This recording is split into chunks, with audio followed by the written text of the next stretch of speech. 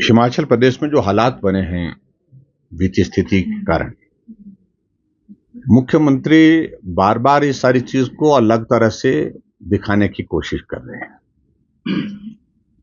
हमने तो सिर्फ एक ही बात कही कि मुख्यमंत्री जी बहुत हो लिया, 20 महीने बीत गए आपके, आप इस सारी चीज के लिए दोषी कभी जयराम ठाकुर को और कभी दोषी जो है वो नरेंद्र मोदी जी को ठहराते हैं।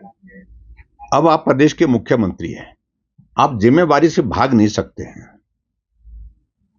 जब तक हमारी सरकार थी तो हमने जिम्मेवारी के साथ काम किया, समय पर सैलरी दी, समय पर पेंशन दी, जबकि कोविड जैसा एक इस तरह का बहुत बड़ा संकट पूरी दुनिया के सामने था, देश के सामने था और प्रदेश के सामने भी था। लेकिन समय पर सैलरी मिली, समय पर पेंशन मिली, विकास के कार्य लगातार चलते रहे, संस्थान बंद नहीं किए, अंधाधुंध टैक्सेस नहीं लगाए। और यहां मुख्यमंत्री लगातार पहले दिन से शुरुआत किए हुए हैं। कभी संस्थान बंद करने का वो दौर जो चला था वो अभी तक समाप्त हुआ, 20 महीने बीत गए, 2 साल होने वाले हैं सरकार के। टैक्सेस के जो लगातार वैट की इंक्रीज के साथ उन्होंने शुरुआत की और उसके बाद लगातार, चाहे वो अब पानी का बिल है, चाहे वो बिजली का बिल है, आज भी मानसून सत्र का अंतिम दिन है, आज भी हिमाचल प्रदेश में बिजली को महंगा करके लोगों के ऊपर और बोझ डाल दिया। मेरा कहना है कि इन सारी चीजों से बहुत ज्यादा रेवेन्यू आपका जनरेट नहीं हो पाएगा। आपने वाटर सेस की अनाउंसमेंट की, वाटर सेस का कमीशन कर दिया, बना दिया, कॉन्स्टिट्यूट कर दिया, करोड़ों रुपए उस पर खर्च कर दिया और कोर्ट ने स्टक डाउन कर दिया। आपने जो इंडस्ट्री सेक्टर में जो है वो एक बहुत बड़ी हाइक दे दी इसमें, इलेक्ट्रिसिटी के इसमें चार्जेस में, और उसके बारे में भी कोर्ट ने अपनी टिप्पणी की। और अभी भी आप लगातार ऐसी चीजें करते जा रहे हैं कि कहीं ना कहीं जाकर के वो कोर्ट में स्टक डाउन होती जा रही है। प्रदेश को आखिरकार 2 साल का जो कार्यकाल आपका पूरा होने जा रहा है हिमाचल प्रदेश में कांग्रेस पार्टी का, उसमें हासिल क्या हुआ?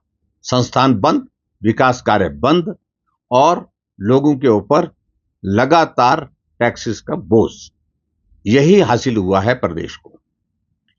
और ऐसी सूरत में अभी इस मानसून सत्र के दौरान भी आपने देखा होगा कि हिमाचल में ऐसी स्थिति बन गई जब कर्मचारियों को सैलरी 1 तारीख के बदले 6 तारीख को मिलने की बात हो, और पेंशन जो है 1 तारीख के बदले 10 तारीख को, यानी कि 10 तारीख को और 6 तारीख को सैलरी और पेंशन देने की बात यह है कि दोनों चीजों के लिए केंद्र सरकार से जब राशि आएगी तब जाकर के वो प्रदेश में कर्मचारियों को सैलरी दे पाएंगे। जब रेवेन्यू डेफिसिट ग्रांट की 520 करोड़ की किस्त आएगी तो कर्मचारियों को सैलरी मिलेगी।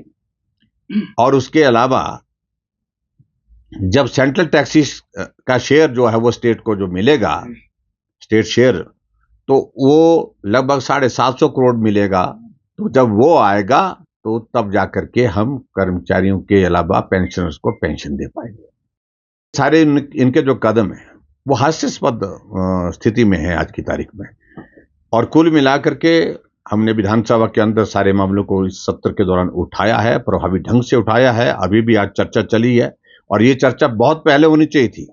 हमने जो रेजोल्यूशन 67 के अंतर्गत लाया था स्थगन प्रस्ताव के रूप में, जिसको स्वीकार नहीं किया गया, और जिसको स्वीकार न करने के बाद आपने देखा कि पूरे देश भर में हिमाचल की आर्थिक स्थिति पर चर्चा हो गई और हम अभी कर रहे हैं, 1 सप्ताह बाद कर रहे हैं, 10 दिन के बाद कर रहे हैं।